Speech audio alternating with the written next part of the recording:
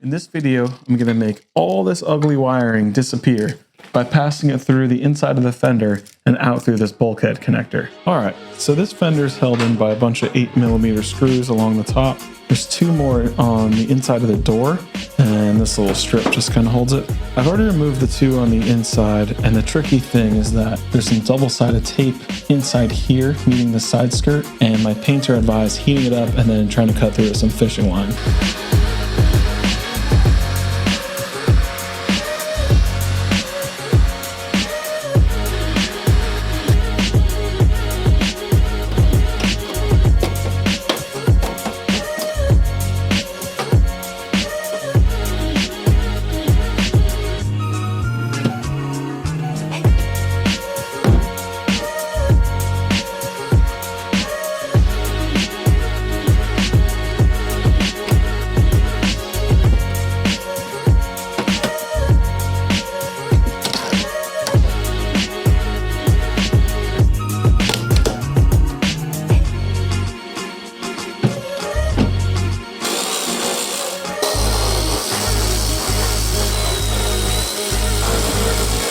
Okay, now it's free.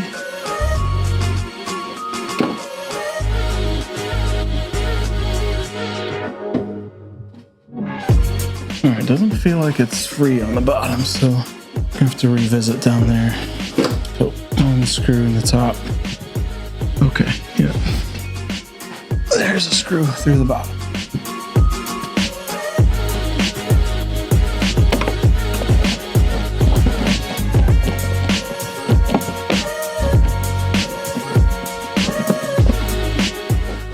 That screw out should just come free. Pretty simple now. It does make me nervous though. It's nice to have nice paint, but it's also makes it scary.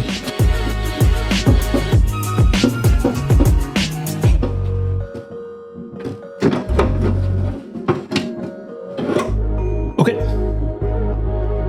All right, with the fender out, let's talk about the plan. So all this wiring that comes out of the fuse box is for headlights, fog lights, horns, electric fan, anything that's on the front end of the car. This here is for the ABS, which is removed, so we can get rid of that. A couple grounds here, which we're gonna move to this inside. Anyway, this wire comes right out of the fuse box, and we're gonna drill a hole lining straight up with it into this section here. So all the wiring is gonna come through here, in through this channel, and end up right here, where I'm gonna put in this bulkhead connector. This is gonna be around here somewhere, so it's gonna come out just behind the headlight, and then I'm gonna build a harness for the whole front of the car. All this wiring, so if I ever want to remove the front end, you don't have to undo the wiring. You can just undo the connector and pull the front off. Just gonna try my best to line this up. I have not loosened this at all, so it's kind of like that.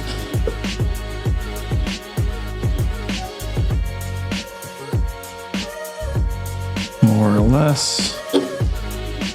And it comes down. And the beauty of this type of work is that no one can see it, so it doesn't have to be dead on.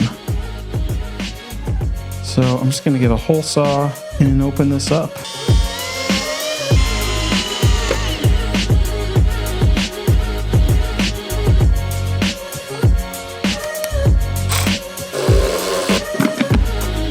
So I got this 2 1/8 hole saw. Definitely doesn't need to be this big, but that's the size it calls for on the bulkhead side. And again, no one's gonna see this, it's not a big deal. So a bigger opening will make it a lot easier to work with the wiring.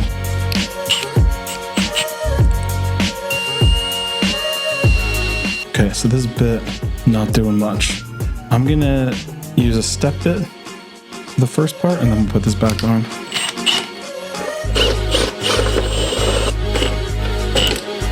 Jesus.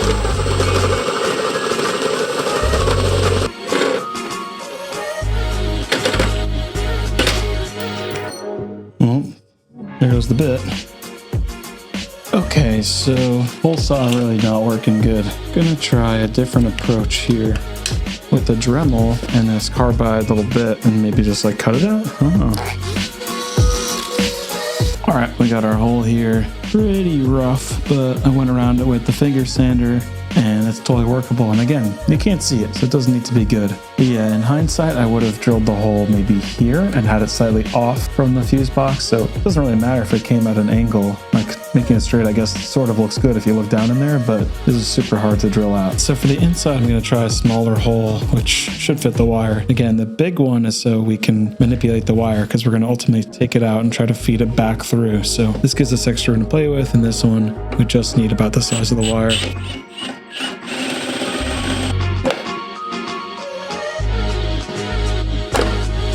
That should let us pass a little wire through, and then this will give us plenty of wiggle room. So this spot right here is kind of a natural square that'll fit the bulkhead, and it's flat, and it'll come out right here. It should look pretty good. I'll change out the bit.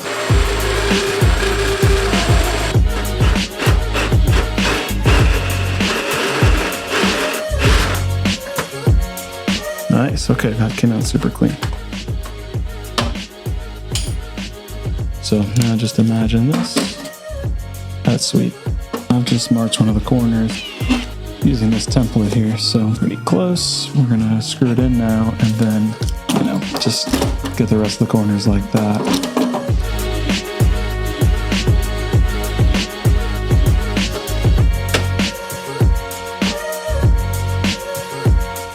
Oh, it's gonna look so cool. So here I've got the wires passed through with the heat shrink, and I've got it split up so that this was what was going to the ABS. This, I'm not sure, I gotta look that up, these two yellow wires. One of these is the brake wear sensor. One of these is the wheel speed sensor. This, I think, was some unused component in regards to crash safety, which doesn't exist. And then this is the main component of the harness that's going to be going into our connector. So now I'm just going to put a piece of heat shrink that separates this portion out so I can have these guys laying around. It's important if you're going to abandon a wire to make it accessible if you ever need it for whatever reason in the future. So we're not going to cut anything and it can't be found. It's just going to be left long. I'll put heat shrink on each individual wire so they're all kind of capped off. Then we can pass this all through to the front.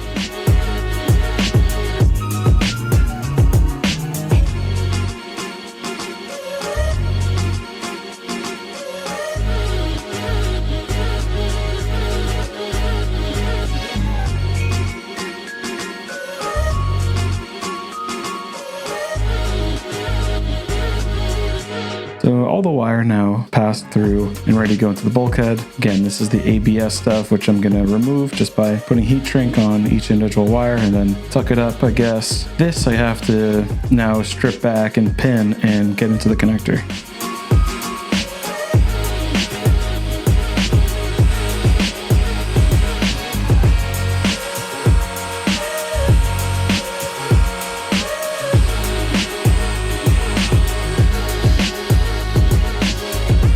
I made a list here of all the different wire combinations in terms of the colors and what they all do, so I know which one is which and which one I don't need. So now I can start stripping and pinning everything.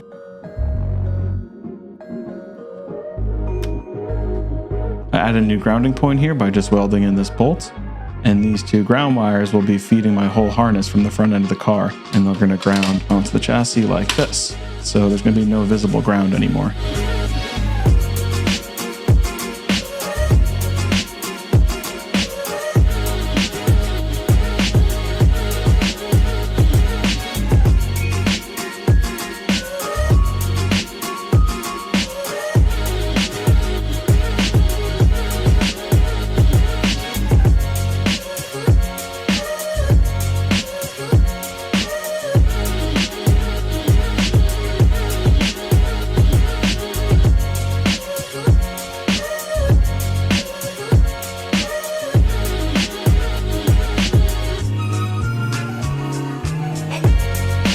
I got the front of the car back together just to see all my different wire lengths so I know everything can be perfect. The stock harness is mostly going to stay the same. I'm just going to change how the grounds work. Right now there's a left and right splice point for both sides. I'm going to do that same thing. I'm just going to move the location a little bit. The aux fan gets its own dedicated ground because it's a high amperage load. So we've got 3 grounds coming out of the plug, and then I have about a dozen different hots. So high beam, low beam, turn signal, city light, fog light, horn on both both sides, so that's 12. Then there's the fan, the temperature sensor for the radiator, that'll be right here. So let me start setting that up. So I've got the harness figured out for the passenger side. Process is pretty simple. I'm not making a harness from scratch or anything, I'm just shortening up an existing harness. So what I do is I'll grab a section. So this is for low beam, maybe?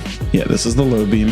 And then I kind of make like a little service type loop thing, a strain relief. I'm going to mark where it's going to land on this blue tape basically. And I know that the hot has to go back. So that's done. The grounds are what is really getting changed. So I can just trim the ground here and then I'm going to make a splice. So on this side, I did that for every connector. Right in here is my ground splice.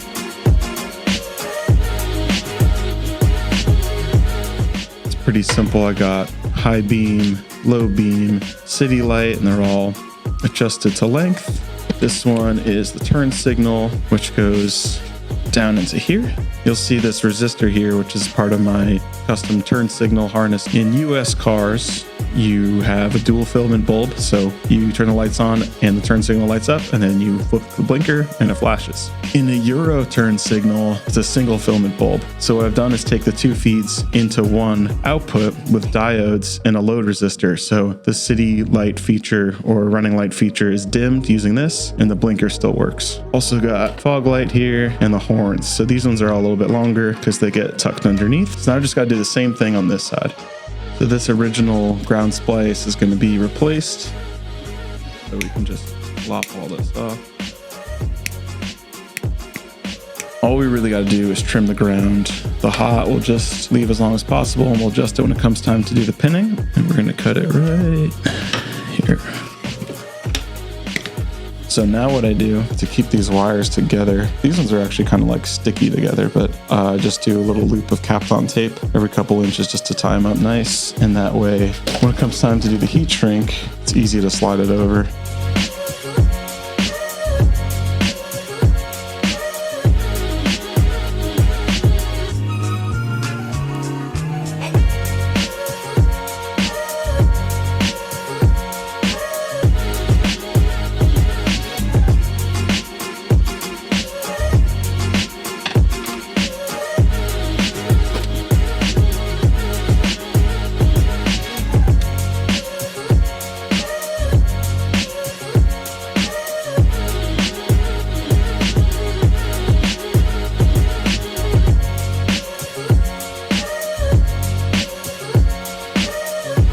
Now when I do the next wire, which will just do the high beam, for example, we're going to do a similar strain relief on it, come across, and when I cut the ground, then I can match the length to these at the two ground points, and that's how you start to build the whole thing out.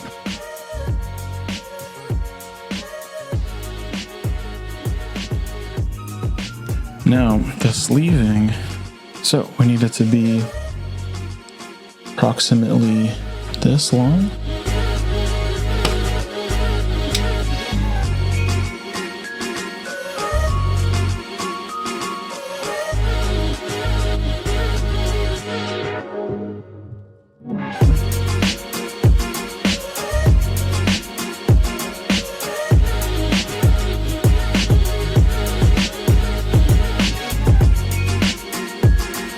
All right, that looks really good. So now this side gets heat shrinked, but it's a little tricky because it's going to get heat shrinked all together like this. So I'm not going to be able to get the 1/2 inch heat shrink over this, but I do have 1.25 inches. It's supposed to shrink 3 times its size, so I think that'll work. And then we can just sleeve the rest. And then I'll do another section of sleeving over the top. And that should be it. I've got the sleeving down the whole length and this 1.25 inch heat shrink over the top of this. Now let's just cook it up.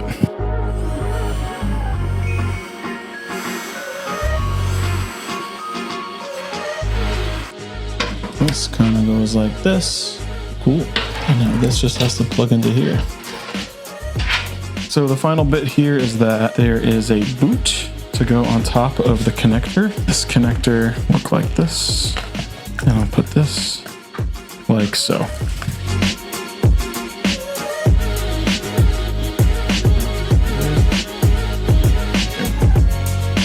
All right, so all of these can now get pinned into here.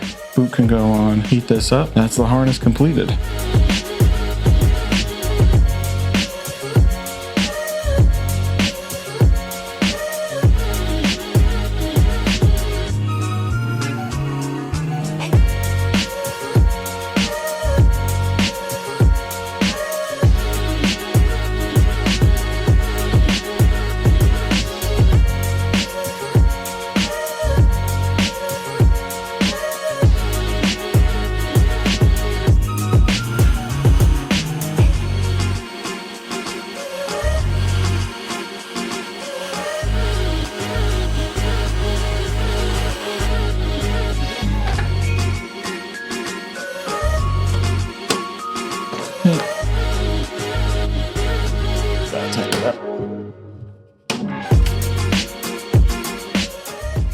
Hit something like this. That wraps up the wire tech.